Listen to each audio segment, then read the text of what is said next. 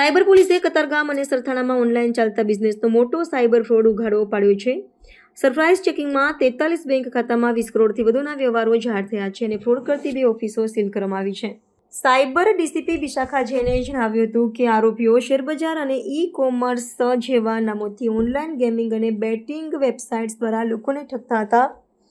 આરોપીઓ lotus book, રેડિયના, જન્નત ફેરપ્લે જેવી વેબસાઇટ્સનો ઉપયોગ કરી લોકો પાસેથી પૈસો ઉઠાવતા હતા. આ નાણાં પછી વિવિધ બેંક ખાતામાં ફેરવવામાં આવતા હતા, જેના માટે તેઓ બેંક ખાતાઓ ભાડે લેતા હતા.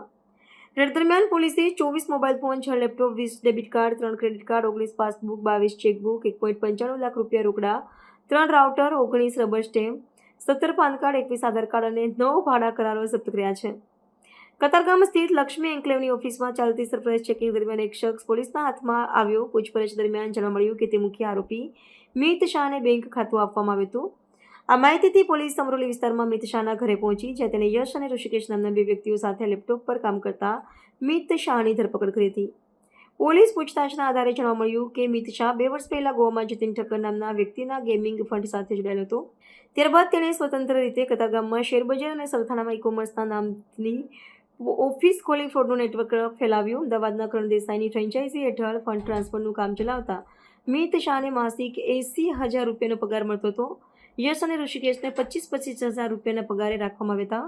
સમગ્ર કેસમાં પોલીસ આરોપીઓની કડકાઈથી પૂછપરછ કરી રહી છે. માનનીય ગૃહમંત્રી સાહેબની સૂચના અને સીપી સાહેબના માર્ગદર્શનમાં અમે સાયબર ક્રાઇમ સેલ દ્વારા સુરત શહેરમાં જુદા જુદા વિસ્તારોમાં આવેલ શોપિંગ કોમ્પ્લેક્સ અને ઓફિસોમાં રેડ હાથ ધરવામાં આવેલ હતી અને આ રેડ માટે ડીસીપી સહિત તમામ અધિકારીઓ અને માણસોને લઈને 10 ટીમો બનાવવામાં આવેલ હતી અને એક જ ટાઈમ પર એક જ વખતમાં 5 અલગ અલગ જુદા જુદા જગ્યા પર રેડ કરીને અમે લોકોએ અત્યાર સુધીમાં 2 ગુનાઓ દાખલ કર્યું છે.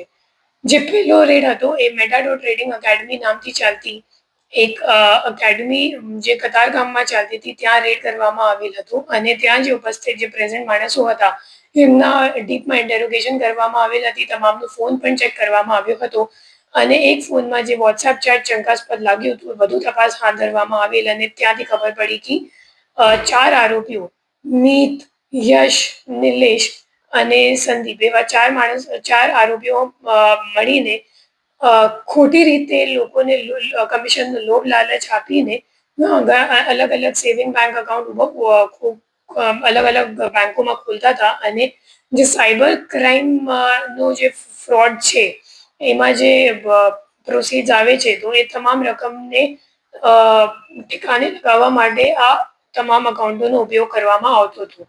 એમના પાસેથી અમે લોકોને 25 જેટલા અકાઉન્ટો તો ત્યાં સ્થળ પર મળી ગયું અને જે 25 જેટલા અકાઉન્ટની વિગત અમે લોકોએ કાઢી તો ખબર પડી કે અત્યાર સુધીમાં એ લોકોએ 3.5 કરોડ જેટલા ઓલરેડી તમામ બેંક અકાઉન્ટમાં ઓલરેડી ટ્રાન્ઝેક્શન્સ થઈ ગયું છે. એના સિવાય જે બીજી જગ્યાથી એ સરથાણામાં આવેલ 2 ઓફિસ કોમ્પ્લેક્સ હતું. બંનેમાં એક સોનિક કેર ફિનકેર નામથી ચાલતું હતું અને બીજો આઈટી સોલ્યુશન્સ ક્રોસવર્લ્ડ આઈટી સોલ્યુશન્સ નામથી ચાલતો હતો. બંનેના જે માલિક છે એક જ છે, જગદીશભાઈ માંગોકિયા અને જીતેન્દ્રભાઈ, અને એમને સિવાય બીજા 2 આરોપીઓ પણ ત્યાં હાજર હતા. એ લોકો 2.5 વર્ષથી એ કામ કરે છે કે એ લોકો એકચ્યુઅલી અગાઉ આઈડીબીઆઈ બેંકમાં અકાઉન્ટ ખોલવાનું કામ કરતા હતા. પછી બેંકમાં નોકરી છોડીને એ લોકોએ આ ઓફિસ ઊભું કર્યું અને આ ઓફિસમાં એ લોકો શું કરતા હતા, ખોટી કંપની ઊભી કરી, આરઓસીમાં રજીસ્ટ્રેશન કરાવી અને પછી કેવાયસી પાસ કરીને બેંક અકાઉન્ટમાં કરંટ અકાઉન્ટ કંપનીઓના નામથી ખોલાવતા હતા અને જે સાયબર ક્રાઇમ કરતી ગેંગો છે એમને પછી એ લોકો કમિશન ઉપર આ કરંટ અકાઉન્ટ આપતા હતા. એમના પાસેથી અમે લોકોને 28 જેટલા બેંક ખાતાઓ મળ્યું છે અને એમના 28 માંથી 15 બેંક અકાઉન્ટમાં અમે લોકોને 16.5 કરોડ જેટલાનું ટ્રાન્ઝેક્શન અત્યાર સુધીમાં તપાસમાં સામે આવી ગયું છે. એના સિવાય એ તમામ બેંક અકાઉન્ટની અમે લોકોએ જ્યારે એનસીસીઆરબી જે કમ્પ્લેન્ટ પોર્ટલ છે એમાં તપાસ કરતા ખબર પડી કે આ તમામ બેંક અકાઉન્ટ અત્યાર સુધીમાં 17 જેટલા સાયબર કમ્પ્લેન્ટ્સમાં ઓલરેડી સંડોવાયેલ છે અને કુલ મળીને એ લોકોએ 8 કરોડ રૂપિયાની ઓલરેડી સાયબર ફ્રોડ આ તમામ બેંક અકાઉન્ટમાં સાયબર ફ્રોડ રૂપિયા આવી ગયું છે 8 કરોડ જેટલું. તો એના સિવાય અમે લોકોએ જે સ્થળમાં મુદ્દામાલ બીજો જે જપ્ત કર્યો છે એમાં મોબાઈલ ફોન છે, પાસબુકો છે, ચેકબુકો છે, સીપીયુ છે, ઘણા બધા મોબાઈલ ફોન છે. અને એના સિવાય 1 લાખ લગભગ 2 લાખ રૂપિયાનું અમે લોકોએ રોકડ પણ ત્યાં મેટાડોર ટ્રેડિંગ એકેડમીમાં મળ્યું હતું. અત્યાર સુધીમાં બંને કેસોમાં 4 આરોપીઓને ધરપકડ કરવામાં આવી ગયું છે અને બંને કેસોમાં અમે લોકોને 5 દિવસનું રિમાન્ડ કોર્ટથી મંજૂર થઈ ગયું છે.